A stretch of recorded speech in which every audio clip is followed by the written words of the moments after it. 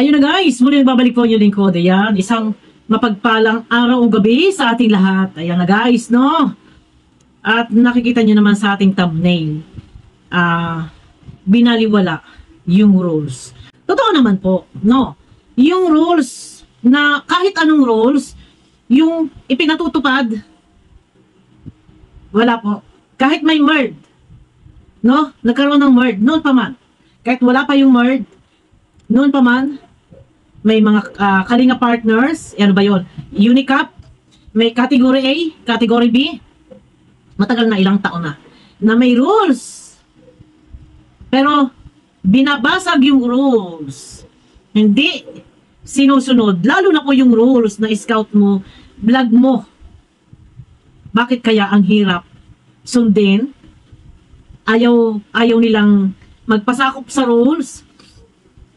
Talagang ginagawa ang asal na yung rules mo na scout mo, vlog mo, mahirap ang tumatak sa isip. O alam nila, nagbibingi-bingihan, nagbubulag-bulagan, hindi naman huli sa paalala, at karamihan yung iba naman ay mga pioneer na, pero mismo mga pioneer pa yun nangunguna na umasa, dosa, na-scout ng iba, vlog ng iba, napaviral ng iba. No, bakit kaya?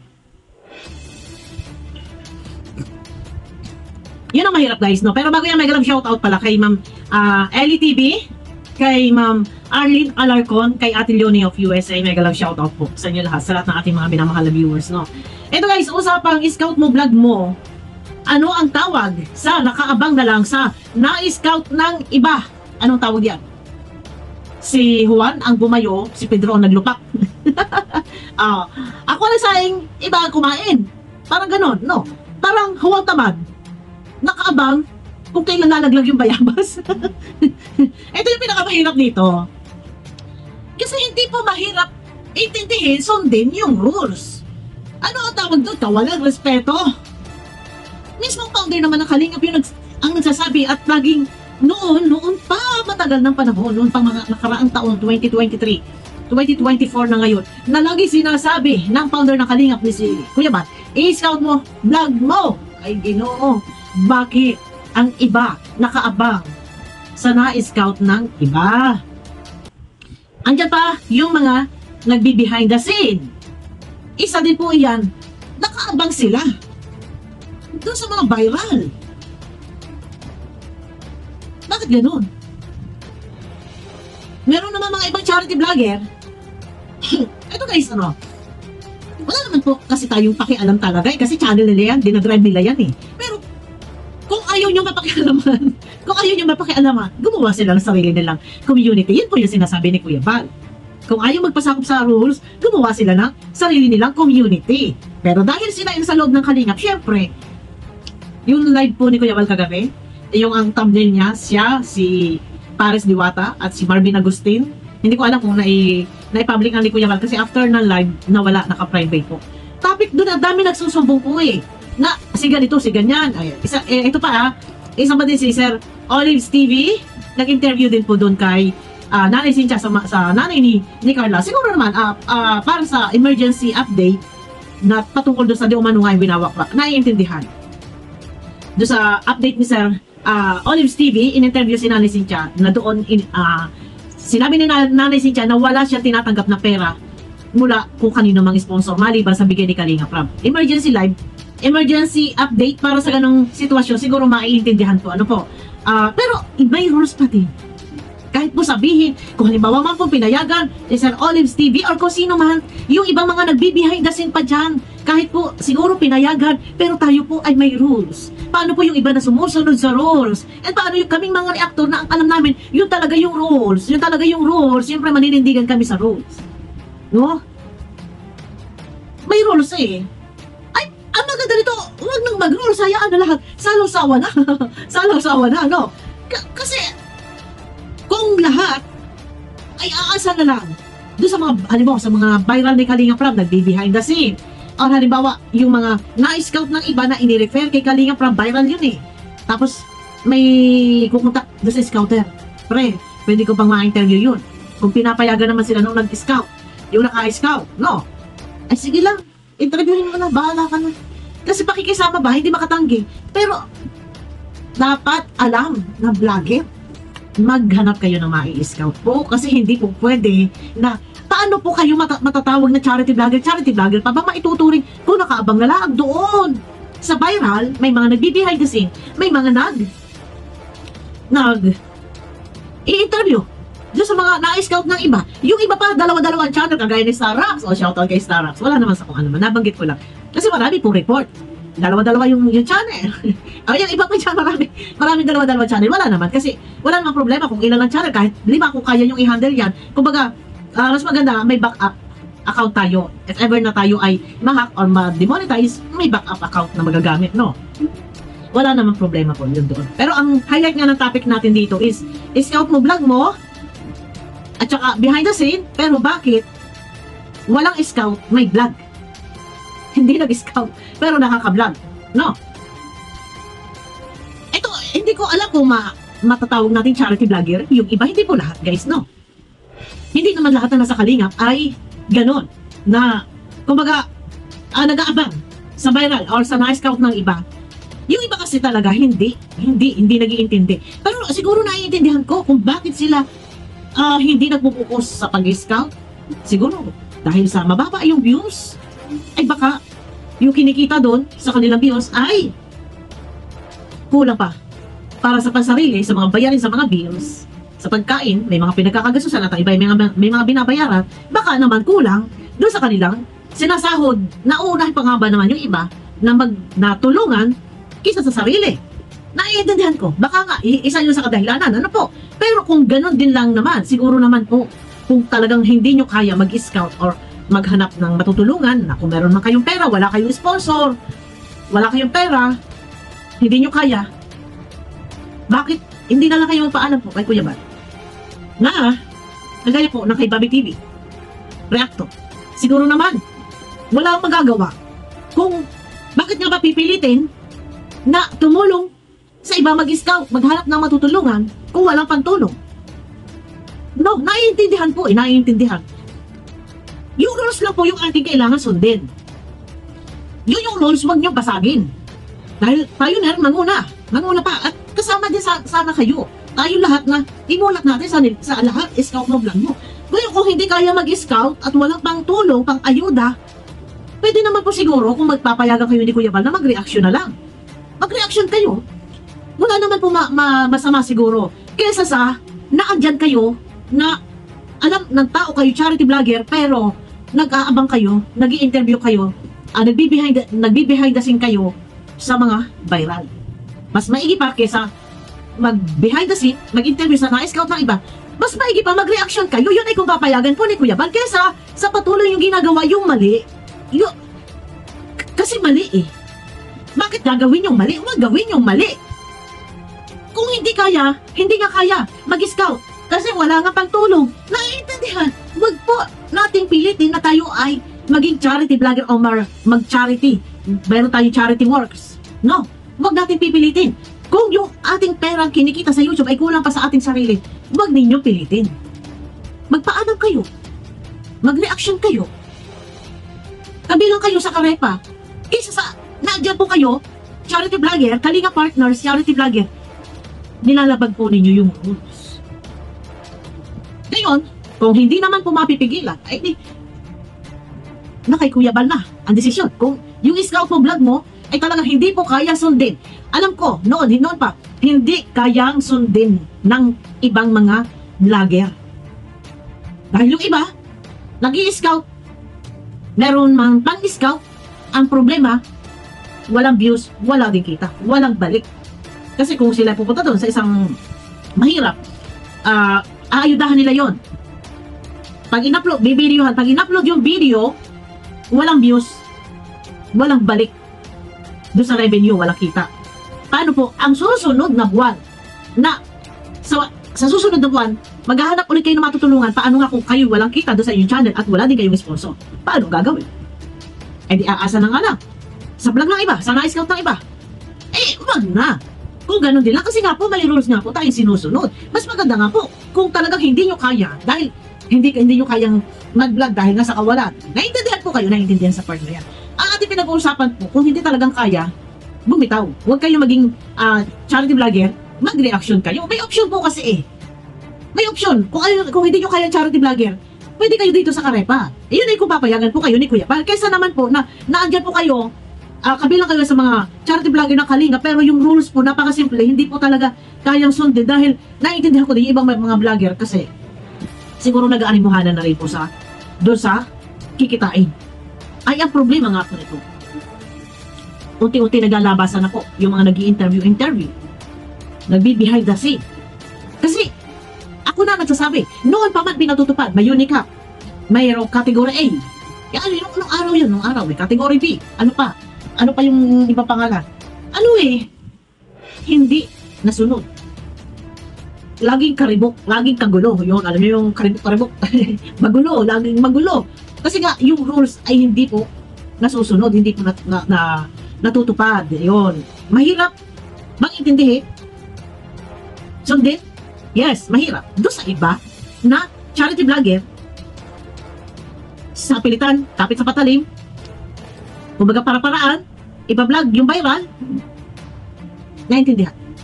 Maaaring isa sa kadahilanan dahil sa naghahabol siguro ng views. Yun naman po talaga. Pero yun na nga po. Yung rules kasi, nandiyan. Nababasag po kasi yung rules eh. No? Bakit? Kagaya ni Babay TV.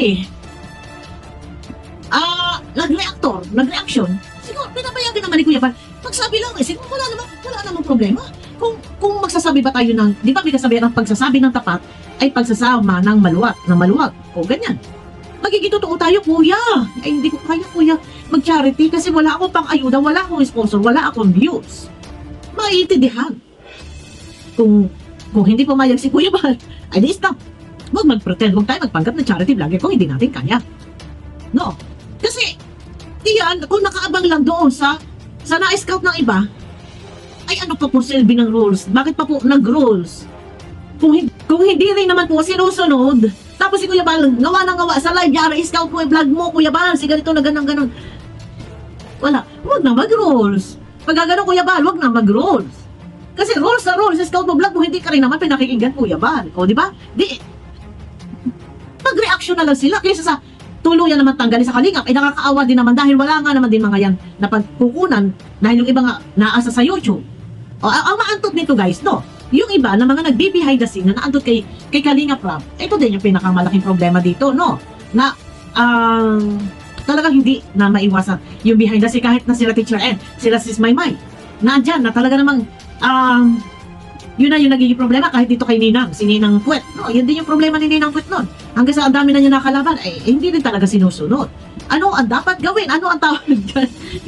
Kaya, ito, kung tutuusin ako hindi nakikialam talaga dahil may mga naka-assign naman dyan. Naka-assign dyan sila Teacher N, si Sis Maymay, tsaka si Ninang Puwet. Kaso, si Ninang Puwet ay parang tagilid na ngayon. Tablado yata ito. Tablado na yata ito. Ewan ko, tablado ito kay Kalingap Rob. Yun lang, no? Ang akin lang dito, walang saysay, walang silbi ko kung yung rules na pinatutupan ay sasabihin yun, scout mo, vlog mo. Hindi naman nasunod yung iba. Nag-rules pa. No? Wala na. Kahit anong rules. Nailila pag yan noon pa man. May Unicap noon din, ganun din. Wala din po talaga. Kaya, may rules pa tayo dyan. Rules. Nagpa-rules. Ay, nababalala ko. Magpa-rules pa tayo dyan kung wala din naman palang hindi rin naman nire-respeto yung rules. Wag na. Sino bang gumawa ng rules? Yun ang tanong. Kung ang rules hindi nire-respeto, yung gumawa ng rules hindi rin nire-respeto. Sa madaling salita, kung si Kuya Bal ang nagpapatupad niyan, ang nagbigay niyan, sa madaling salita, hindi nila nire-respeto si Kuya Bal. O, di ba? Yun yung pinakamahirap dito. Kasi noon pa man, nakatutok ako dyan eh. Last year, medyo naglaylo-laylo lang ako dyan. Naglaylo-laylo lang ako noong December eh. Kasi nga, yung scout mo vlog mo, kahit anong sabihin, scout mo vlog mo, wala na. Hindi na yan. Ano na yan eh. Kumbaga parang, ano na lang yan, lutang na. Hindi na. Tsaka hindi takot kay Kuya Bal. Yun sa madaling salita. Ang mga vlogger, kahit anong rules, yung kailangan ma-implement dyan. Kasi, sobrang bait ni Kuya, hindi takot kay Kuya Bal. Wala tayong magagawa. No? O ano, Kuya Bal, karamihan, yung iba pa, mga vlogger mo, yung kadikit sa iyo, sa kalyado mo, kuya, no? Yung iba sa mga nagbi-behind the scene, kay Kalinga from yun. Pero yung iba na nag-i-interview, nandiyan kuya sa kalyado mo yan. Kuya Bal. Kuya Bal. Tapos ngayon, ay, kalyado mo yan, ay, ikaw na bahala diyan. Ikaw na bahala kung basta ko dyan, ay, mga bataan mo yan, kuya, nandiyan sa iyo, eh, di ba? Lalo na, si Brando Paas, sila Sir Olive CV, di ba? Yun lang yung sa akin. Pero nandiyan na yan, wala na, kahit ano pang rules, sige, magsigaw-sigaw tayo, 1 taon pa tayo dito, 2 taon, sige, sabihin na natin, scout mo vlog mo, wala na, lutang na yan, kuya, lutang na yan, scout mo vlog mo. No, kahit yan ay itamtax mo dyan, liliparin at liliparin yan, wala na. Ayun lang guys, no, ano ang tawag sa nakaabang sa na-scout ng iba? Ang tawag dyan, si Pedro ang lumupak, si Pedro ang bumayo, sino ang nagsaing? Sino kumain? Yan, mahirap. Tapos ngayon, kung sa mga reaktor, halimbawa kami mag-i-reaksyon, ganun yung gagawin namin. Sinisipon ako. Ganun yung sasabihin namin, ba't huli mga reaksyon yun? Yung masama. Sasabihin, ayan na naman, o, di ba? Bias na naman, pero hindi nila alam. Kaming mga reaktor dito, isinusulong din namin yun, kung ano yung protocol. Isinusulong namin Kumbaga, sumusuporta kami sa programa, hindi kasi alam ng iba yan. Lalo na yung mga basher, hindi nila alam, pero kami ang ginagawa kung ano yung kailangan isulong, kailangan ito yung maghahari, ito yung iiral. Support kami dyan kasi yun yung programa ng Kalinga. Kailangan kahit saan, sa ibang community or sa ibang company, yung mga, kung ano mga organisasyon, meron talaga na kailangan ipatupad na batas. Kagaya dito sa batas sa Kalinga, kaya lang bandang huli lumalabas, mga reaktor, yung nagiging masama, sasabihin nila for content, for views. Pero ang buong katotohanan po, kami, yun po yung isinusulong namin, sumusuporta po kami doon sa nais mangyari ng founder ng Kalinga o ni Kalinga Prab. Kaya lang, bandang huli, masama kami. Eto, wala tayong tinitiris dito. Ito, pangkalahatan na ito. Baka mamaya sabi na naman, ay, pinagkakakitaan, for views. Kaya nga po, may reactor ang Kalinga, kung hindi po kayang sabihin iyan ni Kuya Bal, dahil, ni Kalinga Prab, dahil sila naninimbang. Ayaw man nila, pero hindi kayo marekta sabihin na ayaw ko, wag mong gawin yan. Siyempre, baka magdamdam ang vlogger. Kaya kahit sa ayaw man o sa gusto, okay, bahala ka. Kami na lang yung magsasalita na sana magising kayo sa katotohanan, gising-gising. Pero, ito kahit ano sabihin, nag-react, alam ko, kahit mapanood dito ng iba, sasabihin ng iba, sino ka? Para magsalita ng ganyan. Asahan nyo, yan po yung sasabihin ng iba. No? At saka sino nga ba naman kami? Kung yun nga sila, Kuya Bal, hindi nga sinusunod kami pa kaya asundin namin. Pero bilang reactor, ginagampanan ko, for example ako, ginagampanan ko yung obligasyon ko sa pagiging reactor na kung ano yung gusto nilang mangyari, na ipatupad, na isulong para doon sa ikagaganda ng takbo ng programa, sumusuporta ako doon. Pero, ewan ko, bakit gano'n na napakahirap para sa kanila sundin? Hindi nila kayang sundin. Pero yun nga, sabi ko nga kanina sa vlog ko, naiintindihan ko sa part nila, no? Kasi siguro, nag-i-scout naman, kaya nga lang talaga, walang views, no? Kung mag-scout man ng mag-scout, wala din pang ayuda. Kung walang views, walang kita, paano pa kung walang sponsor? Naiintindihan ko sa part na yan. Ang problema nga po ay paano nag-rules pa. Mas maganda, wag na mag-rules. And yung iba, mas maganda, kung hindi nyo kaya, wag kayo mag-pretend, magpanggap, wag nyo sabihin kayo ay charity vlogger. Kasi pag sinabi pong charity vlogger, handa kayo na tumulong. Handa kayo, ready kayo na kung emergency, meron kayong pangtulong. No? Hindi po pwedeng iaasa sa sponsor. Kasi ganun nga, charity vlogger kayo, wala kayong sponsor. Nasabi, charity vlogger kayo kung hindi nyo naman kayang gampanan, panindigan ang inyong pagiging charity vlogger. Diba? Ngayon, nagsi-charity kayo, may pera kayo, naubos, walang balik, kasi walang views. Huwag niyong ipilit. Kaya nga sabi ko, kung ganon din lang naman, maintindihan sa part yung yan. Kung ganon din lang naman, magpaalam kayo. Kagaya ni Bawi TV, kaysa naman sa tuluyan ng tanggalin, alisin sa Kalingap kasi hindi kaya mag-charity or nilalabag lang yung rules. Magpaalam kayo kung... Tsaka ito guys, no? Meron kasi tinatawag na bingi na channel. Na kahit anong gawin mo, nakatilo ko, kahit anong gawin mo ang upload, doon na nag-clickbait ka na, never nare-recommend ni YouTube yung inyong video. Yun yung tinatawag na bingi yung channel. Hindi siya nare-recognize ni YouTube. Maaaring before, meron kayong nilabag, meron kayong rules na, meron kayong nilabag na rules na ito ay markado yung channel ninyo ni YouTube. Kapag kayo may nilabag na rules before, yan pong channel ninyo pasok doon sa spam. Kaya every time na mag-a-upload kayo, never yan na nire-recommend pa ni YouTube kasi ang inyong channel naandun po yan sa spam. Naka-spam po yan. Ganun po iyon, no? Iyon yung tinatawag na binging channel. Ang channel ninyo bingi, mag-try kayo gumawa ng channel ninyo. Obserbahan ninyo kung alin yung mas mataas yung recommendation, doon kayo mag-focus. Kasi kahit anong gawin ninyo, ginawa nyo na lahat. Pero ganun pa din. Wala pa rin views. No. Pagka ganun, huwag din ninyong takilikin yung isang content na hindi naman nare-recognize ni YouTube. Hindi napapansin ni YouTube. Bakit yung pipilitin na mag-charity kayo, upload kayo kay upload kung wala naman din halos views at hindi naman nare-recommend. Makikita nyo yun guys sa analytics. Kung alin yung mas malakas, kung saan ang galing yung views, ha? Makikita nyo kung yun ay recommended. Kung saan ang galing yung views, kung galing ba ang mga nanonood ay dumaan sa notification, ang mga nanonood ay dumaan sa pag-search ng inyong channel, or ang mga viewers ay dumaan sa pag-click ng link through Messenger. Makikita nyo po yan dyan.